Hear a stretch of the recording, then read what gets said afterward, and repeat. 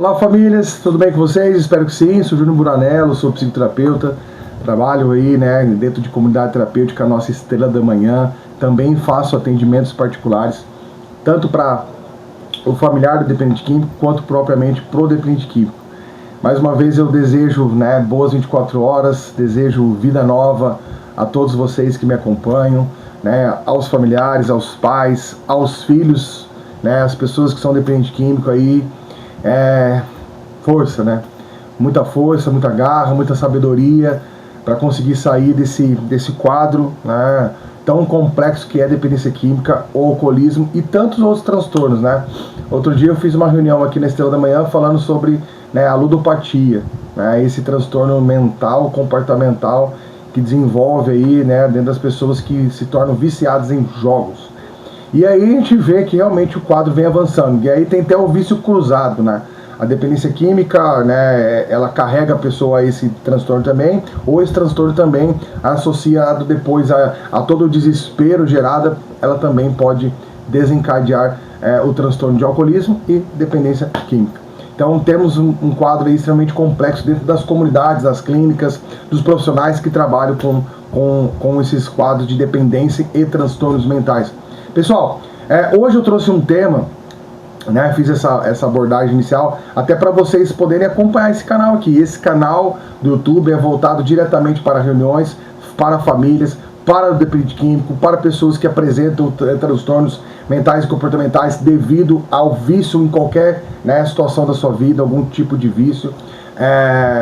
E que nós possamos realmente vivenciar a recuperação, que ela aconteça em toda a sua amplitude, para você familiar, para você dependente químico, para você que visa uma vida nova, diferente. Eu sempre falo, hoje eu consigo entender os motivos que eu cheguei até aqui, Precisei passar pelo vale da escuridão, pela sombra da morte, para entender que o Júnior não era só um dependente químico, ele era um cara com defeito de caráter, mentiroso, manipulador, infiel, traidor, não era uma pessoa de confiança, muito bonzinho aos olhos das pessoas, mas um cara que por dentro era corrompido. E as drogas se tornou um ambiente perfeito para desencadear mais ainda esses transtornos. Tá bom? Tá jóia? Então acompanha o canal, você que não é inscrito, participa aí, ajuda a gente a divulgar o nosso trabalho, Também tem as minhas redes sociais, tanto no TikTok quanto no Instagram, ajuda lá, a gente tá crescendo, tá bom? Deus abençoe a todos vocês. Famílias, hoje o tema é voltado para você familiar, tá? Separei aqui um tema interessante, pesquisei, para poder trazer para vocês esse processo, E hoje eu até acordei aqui, fiz a minha espiritualidade, hoje cedo, eu sempre falo com Deus, e veio uma música muito, eu não sou cantor, tá? Tentei ser um tempo na época da igreja, mas não sou cantor, mas eu queria só compartilhar com vocês, que fala assim, com minhas forças, com minha alma, viverei eu, só pra te amar, amar-te, amar-te, amar-te e dar a vida só por ti. Por que eu cantei essa música? Porque essa música ela é reflexo da minha vida, minha recuperação, que hoje minha vida é voltada realmente para trabalhar, dentro desse processo, propósito de vida, salvação, esse Deus maravilhoso que chega a arrepiar, que queima o meu coração de saber que Ele me resgatou. Então eu queria compartilhar com vocês, amar-te, meu Deus, meu Jesus, não é sobre religião, tá? É sobre essa espiritualidade que conduz. Então fica comigo até o final do vídeo, vai ser um vídeo interessante. O tema é codependência, quando o sofrimento da família também precisa de tratamento. A gente sabe que a família vai adoecer junto. A dependência química ela desenvolve esse quadro, ela vai adoecendo esse ente querido que se torna dependente químico, e toda a sua evolução, o quadro evolutivo, vai fazer com que a pessoa ela perca o controle, desenvolva transtornos mentais, depressão, ansiedade, bipolaridade. Alguns já carregam esses transtornos antes de se tornar um dependente químico, mas na dependência química, no uso em si, no abuso de drogas, isso vai desencadear muito mais, a pessoa vai apresentar quadros de descontrole emocional. E a família, ela vai participando de tudo isso, entrando em desespero. O impacto emocional e psicológico, né, de quem se relaciona com o dependente químico é muito grande. As pessoas também vão desenvolver transtornos mentais.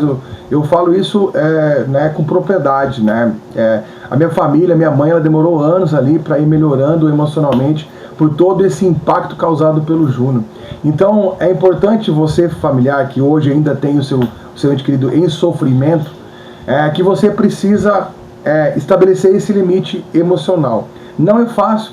Quando eu atendo uma família aqui que desenvolveu esse quadro, é tão difícil criar uma comunicação assertiva com essa mãe, com essa esposa, com esse pai, porque eles não entendem, né, que esse sofrimento é excessivo, né, e prejudicial para a recuperação do seu ente querido. E eles vão tentando controlar a pessoa, tentando controlar também suas emoções, e quando vê a codependência, ela se transformou a vida deles. Né, ela vive em função da pessoa. Né? Vou até ler esse texto que eu separei aqui para vocês entenderem um pouco mais.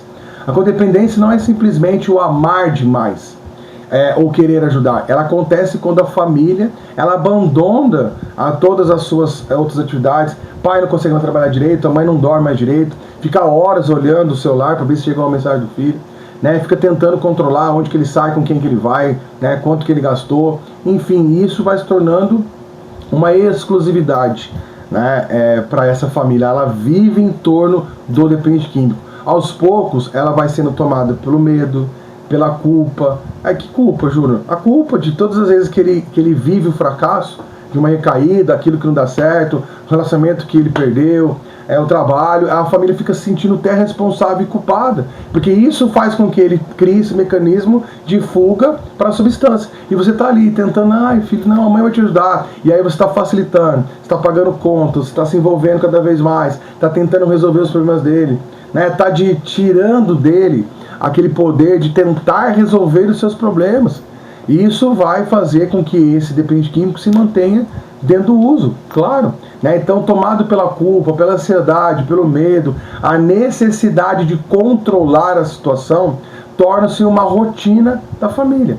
O familiar deixa de cuidar de si mesmo, abandona todas as suas atividades, a sua vida, a sua rotina, e vive preso na vida desse ente querido, né? Tentando o tempo inteiro salvá-lo desse, né, fundo do poço que a família percebe, né? A família vê, as evidências estão ali. Ele não consegue mais trabalhar, ter uma rotina de vida, não para emprego nenhum, né? Então é comum que os pais, até mesmo as próprias esposas, né, os cônjuges, filhos, desenvolvam esse comportamento, assumir responsabilidades que pertencem ao dependente químico, né? Começam a tentar resolver os problemas dele por ele. Isso não vai ajudar.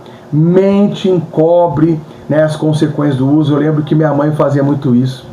E eu ouvi uma vez meu pai falando assim: rapaz, você vai acabar com o meu casamento. Porque a mãezinha, né, ela fica toda fragilizada, ela fica tentando resolver. Teve uma situação difícil que eu passei uma vez, num final de ano, não lembro que ano que era, e meu pai, né, em véspera de Natal, ele falou assim: na minha casa você não vai ficar. E eu tava querendo usar droga, eu falei: então demorou então. Demorou então, tô saindo aí.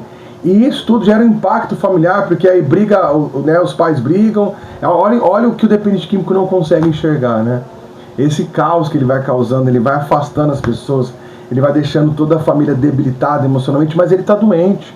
Ele não consegue ver isso. E você, né, está adoecendo junto e não está percebendo, né? Está tentando resgatar essa pessoa, mas você, ao invés de puxá-lo de volta, você está indo junto com ele. Então o problema é você realmente fazer uma leitura das suas emoções, dessa relação, criar um afastamento emocional para não deixar que todas as escolhas dele afetem você. Então vamos lá. Começa a mentir para esconder as consequências do que ele fez. Vive em constante estado de alerta, né? A família, via a mãe, fica ali, sempre esperando, né? Tentando, esperando quando que vai ser a próxima vez que ela vai ter que entrar em ação. Abandona seus próprios sonhos, necessidades e saúdes. Acredita, né, que se fizerem tudo certo, as coisas vão melhorar, ele vai conseguir resgatar. E na verdade tem aquela parte importante. Por isso que eu oriento sempre vocês, viu, famílias?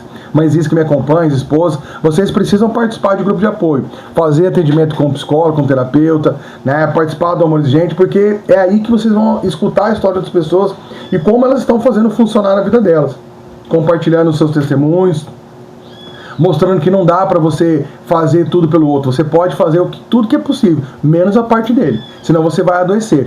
É importante compreender que o tratamento da dependência química, ela envolve também o tratamento da família. A família tem que participar. Vamos supor que você internou o seu ente querido, e aí você não vai fazer nada? Você não pode pensar, viu, familiares, que o estar dentro de uma clínica, eu cobro muito isso das famílias da Estrela da Manhã, tem que se envolver, tem que entender, tem que falar com o terapeuta, tem que estudar sobre o caso dele, né? Tem que tentar encontrar a raiz do problema, né? E em vez de você achar que só ele estar ali 6 meses dentro de uma clínica, 9 meses, é o suficiente para ele sair curado, como as pessoas falam, eu sei que, né, em nome de Jesus meu filho vai sair curado. Não é só isso. É uma dependência complexa, multifatorial, né? São fatores sociais, fatores biológicos, fatores sociais, como eu falei, né? Fatores hereditários, né? O meio que a pessoa vive, transtornos que ela carrega, não sei, né? E esses transtornos eles podem desenvolver, né, também na fase da adolescência, que estão ali silenciados, e na hora que ele começa a ter o contato com a droga, isso vai, né, explodir, e ele vai ter o contato com a substância, e isso vai se manifestar, enfim. O que você pode fazer por isso? Você precisa estar atento, estudando, né, pegando a orientação dos terapeutas e, claro, mudando o seu comportamento. A recuperação ela não acontece apenas quando o dependente químico deixa de usar drogas. Isso é importantíssimo saber. Usar drogas, ele é o primeiro estágio. E aí você vai ter que entender que tudo a mudança de comportamento, defeito de caráter, transtorno de personalidade, né, tudo isso que ele carrega, alguns transtornos, como eu falei no início, outras pessoas têm TDAH, já tem uma esquizofrenia, a família precisa entender. Tratar a codependência significa aprender a estabelecer limites saudáveis. Ponto. Comunicar-se de forma assertiva. Ponto. Reconhecer o que está sob o seu controle, agir em cima disso, e o que não está no seu controle não é responsabilidade tua. Você não pode viver cuidando do outro. Você precisa cuidar da sua vida, dessa relação. Mas eu sou mãe dele, não posso abandonar. O abandono não é esse abandono emocional. É aquele abandono quando você não é deixar ele abandonado. É você estabelecer um limite saudável para que essa relação não se perca e você, né, não adoeça em cima disso. O dependente químico precisa aprender a assumir a responsabilidade sobre as suas escolhas. E fato é, amar alguém não significa carregar a vida dele nas suas costas. O verdadeiro amor também é saber dizer não, estabelecer limites claros e saudáveis, entender que cada pessoa precisa assumir a responsabilidade sobre a sua recuperação. Fato é, né, quando o dependente químico, mas ele não demonstra vontade, então, isso você não pode fazer por ele. Né? A ideia é o seguinte, eu sei que é muito difícil para as famílias, nem todo mundo vai se recuperar na hora que você espera, nas suas expectativas. O processo ele é doloroso, tem pacientes de 10, 15, 12 internação, mas insistir nesse processo, né, é você realmente exercer essa função de tentar salvar essa vida, né? Mas você, ao mesmo tempo, você vai vivendo, né, vai trabalhando e não vai se sentindo culpada porque ele não se recupera, né? Você está ali oferecendo suporte, apoio, pagando terapia, pagando tratamento, e a parte dele tem que fazer, a vida dele está em jogo. Quem assiste, quem acompanha as minhas reuniões aqui na Estrela da Manhã sabe muito bem disso, tá? Convido vocês até, quem sabe, né, um dia assistir uma reunião aqui minha, para que vocês possam entender que esse processo ele é dentro de escolhas. O dependente químico ele tem que criar essa autopercepção, essa autoanálise, para entender que ele é responsável por aquilo que ele está vivendo. Não é mais o familiar, isso é consequência do que as drogas causaram na mente dele. Desestruturou os circuitos de recompensa, circuitos neurais, e ele criou essa imagem distorcida da realidade, onde ele usa isso como estratégia. Muitos sentem-se ali até criar um ambiente de uso muito associado às perdas, a tristezas, as culpas, e ele externaliza isso para você. Ah, você não entende, eu sou assim por causa de você, por causa que meu pai me abandonou. Tudo bem, né? A sua dor não justifica as suas escolhas agora do passado. Se você tem uma consciência de expandir o seu conhecimento, a sua base racional precisa ser colocada em ação. Não mais agir como vítima, não mais agir como, né, aquele cara, aquele menino que é uma criança indefesa, a vulnerabilidade emocional, né? E vai de você, familiar, estar se blindando de todos os seus jeitos para você não mais cair em chantagem, né? O gaslighting que nós falamos na psicologia, que é essa manipulação psicológica que a pessoa ela faz, ela articula, que ela, né, ela joga tudo no seu colo e você fica tentando juntar os caquinhos da vida do outro. E não é assim que funciona, tá bom, familiares?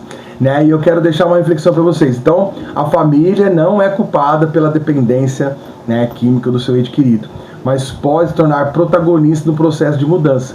É a sua hora, é a hora da mudança, chegou a hora. Quando os familiares iniciam sua própria recuperação, deixam de viver apenas em função da doença, passam a construir uma vida saudável, equilibrada e cheia de esperança. E aí eu depois que ele fala assim, preciso fazer uma coisa, minha mãe não está mais adoecida, ela não está mais oferecendo tudo que eu quero. Quando eu peço, né, por exemplo, na clínica, uma cantina, ela já não manda a hora que eu quero, até o horário ele conta. Até quanto sabonete você está mandando, ele conta, para entender quanto tempo ele vai ficar, entende? Quebra essa codependência com atitudes diferentes. A mudança começa em você, a começar em mim, né, que a mudança possa se expandir para o meu ente querido. E a mensagem final para vocês familiares é: a recuperação começa quando cada membro da família, que não pode controlar a vida do outro, mas pode controlar a sua própria história. Cuidar de si não é egoísmo, é um ato de amor próprio, de sabedoria e de umas maiores contribuições que a família pode oferecer no processo de recuperação do dependente químico, né? É sobre isso. Que Deus abençoe a todos vocês. Mais uma vez, muito obrigado, né? Que vocês também possam ficar aí boas 24 horas, ficar bem, recupere o seu emocional, recupere o seu psicológico, né? E força, fé e esperança. Grande beijo no coração de todos vocês e até semana que vem.